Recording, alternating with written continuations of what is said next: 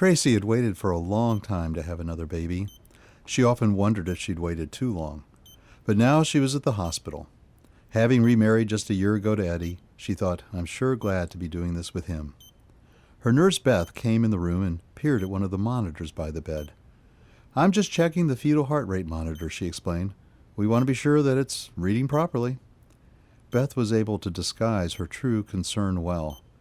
Over the last hour, the baby's heart rate had been showing some distress. She returned to the nurse's station where Dr. Pappas was looking at a patient's chart.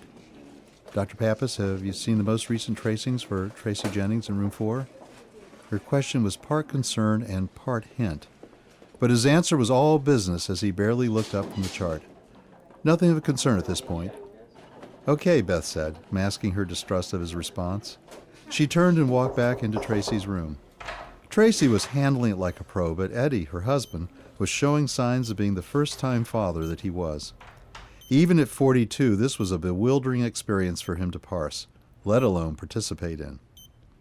Beth announced to both of them, the doctor may come and speak with you about other delivery options. If he does, it's just a precaution, nothing to worry about. Beth was watching and listening to the fluctuating monitor as she spoke. Hopefully her words might plant a question for Tracy or Eddie to ask the doctor when he came in next time.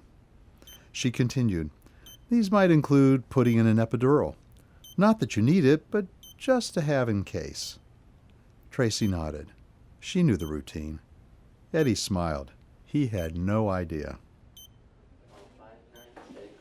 Fetal heart rate continues to drop below 100 in room 4, she mentioned as she passed the doctor at the nurse's station, where he was still at work on his chart. Does it come back? He asked. Yes, after a few seconds, maybe longer sometimes. He returned to the chart. Keep me apprised, he said. Beth nodded without saying a word, quietly shaking her head. After checking another patient, she returned to Tracy's room just as the anesthesiologist was walking out. Dr. Pappas has been watching the baby's heart rate carefully, Beth said with a suggesting tone, but there's no epidural ordered yet. You'd better give me plenty of heads up, the anesthesiologist replied with a wink.